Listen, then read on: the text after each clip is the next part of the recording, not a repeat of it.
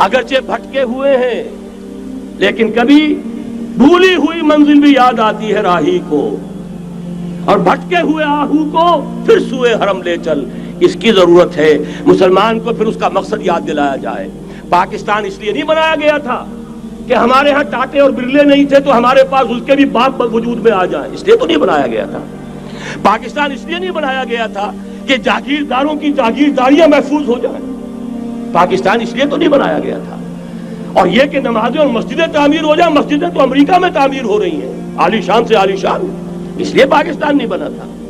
آج بھی مسلمان، میں معذرت سے عرض کر رہا ہوں مولانا سے، آج بھی بھارتی مسلمان کی ایوریج نمازی ہونے کے اعتبار سے پاکستانی مسلمان سے کہیں بہتر ہے۔ آج بھی برقع نظر آ جائے گا تو ہندوستان میں نظر آ جائے گا۔ میں نے اپنی آنکھوں سے دیکھا چند سال پہلے جب مکہ مسجد حیدرآباد دکن میں 3 دن مسلسل میری تقریریں ہوئی ہیں، 10,000 مرد اور 5,000 خواتین، اور ان میں سے کوئی بغیر برقعے کے نہیں تھی۔ ایک سیلاب نظر آ رہا تھا برقعوں کا کہ جب جلسہ ختم ہوا ہے رات کے 12 بجے 3 دن تک متواتر۔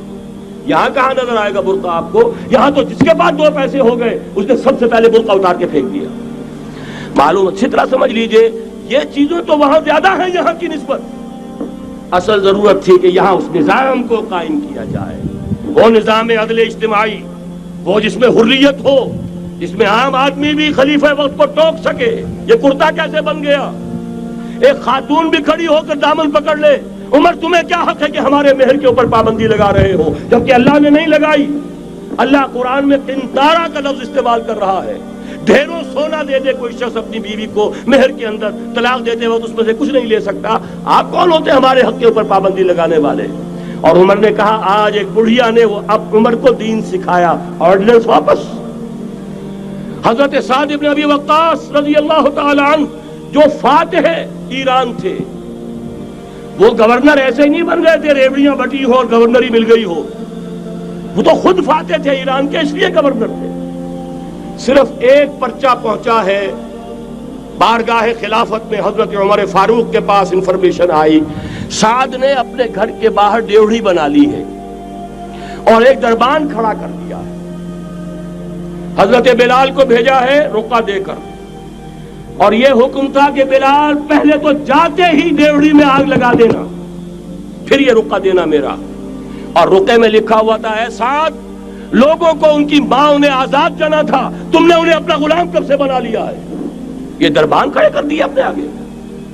وہ حریت، وہ مساوات کہ جا رہا ہو خلیفہ وقت اور چارج لینے جا رہا ہے بیت المقدس کا، کوئی ذاتی علاج کے لیے نہیں جا رہا، سیر و سیاحت کے لیے نہیں جا رہا، چارج لینے کے لیے بالکل سرکاری وزٹ ہے، آفیشل وزٹ ہے، اسٹیٹ وزٹ ہے۔ اور حال کیا ہے؟ 700 میل کا فاصلہ طے کرنا اور ایک اونٹنی، کوئی انٹوریج نہیں، کوئی قدم و حشم نہیں، کوئی جمبو جٹ بھرے ہوئے نہیں، کچھ نہیں، ایک اونٹنی ایک خادم۔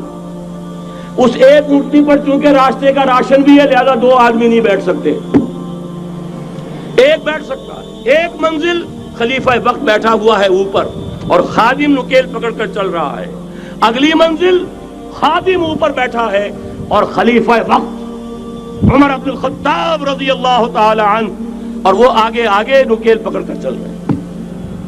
یہ نظام چاہیے آج نوع انسانی کو۔ اس کے انتظار میں، اس کی تلاش میں نوع انسانی نے کتنے تجربے کر لیے، کیسی چھلانگیں لگائیں، ملوکیت ختم کی، آسمان سے گرا کھجور میں اٹکا، جمہوریت آئی نام نہاد، لیکن وہ سرمایہ دارانہ نظام بن کر آگے سے بڑھ کر لعنت بن گئی۔ پہلے جاگیردار مسلط تھا، اب سرمایہ دار اور کارخانے دار مسلط ہو گیا۔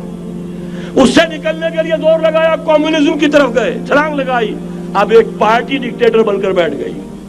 انسان رست از یک بنتا افتاد در بندے دیگر، ایک چیز سے غلامی سے نجات پاتا ہے دوسری میں پھنس جاتا ہے۔ اور کیوں؟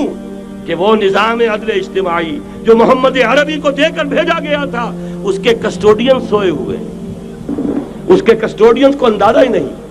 یہ نسخہ تو ہمارے پاس تھا، ہمیں عمل کرنا تھا اور دنیا کے سامنے پیش کرنا تھا۔ پاکستان بنایا اس لیے گیا تھا کہ ہم اس کا ایک نمونہ دنیا کے سامنے پیش کریں گے۔ قائد اعظم نے فرمایا تھا کہ ہم یہ چاہتے ہیں کہ پاکستان کی صورت میں عہد حاضر میں اسلام کے اصول حریت و اخوت و مساوات کا ایک نمونہ قائم کر کے دکھائیں۔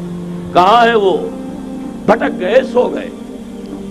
وَلَنُذِيقَنَّهُم مِّنَ الْعَذَابِ الْأَدْنَىٰ دُونَ الْعَذَابِ الْأَكْبَرِ، بڑے عذاب سے پہلے چھوٹا عذاب کا مزہ چکھائیں گے. لَعَلَّهُمْ يَرْجِعُونَ، شاید کہ لوٹ آئیں. کوئی عجب نہیں اس عذاب الادنیٰ کے بعد ہم جاگے نہیں، ہوش میں نہیں آئے. کوئی عجب نہیں کہ بڑے عذاب کا کوڑا ہماری پیٹھوں پر برس جائے.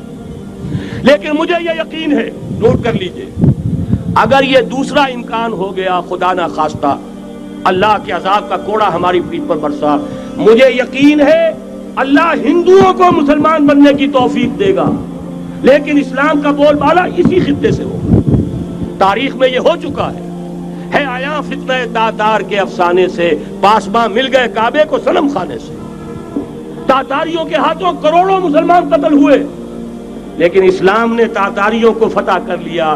اور پھر اسلام کا مسلمانوں کا دوسرا دور عروج انہی تاتاریوں کی مختلف شاخوں کے تحت ہوا. وہ تاتاری ہی تو تھے، وہ سارے ہورس، ٹرکش ہورس، ترکان تیموری، ترکان صفوی، ترکان سلجوقی، ترکان عثمانی، وہی تو سٹاک تو وہی ہے آیا فتنہ تاتار کے افسانے سے، پاسباں مل گئے کعبے کو صنم خانے سے. اس لیے کہ حضور نے فرمایا مشرق سے ہوگا، جہاں سے فوجیں چلیں گی. تو کوئی عجب نہیں. بہرحال یہ دو امکانات ہیں، لیکن اس کا فیصلہ تیرے ہاتھوں میں ہے، دل یا بدن. سیدھی بات.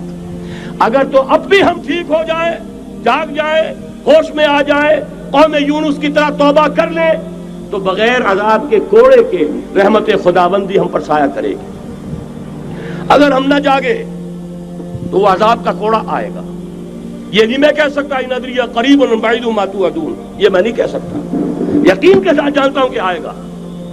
لیکن یہ کہ اس کے بعد بھی یہی سے بول بالا ہوگا. اگر ہمارے ذریعے نہیں تو ان کے ذریعے سے جو ہمیں شکست دے کر پھر اسلام قبول کر لیں. لیکن کیوں نہ پہلے ہی راستے پر چلنے کی کوشش کریں.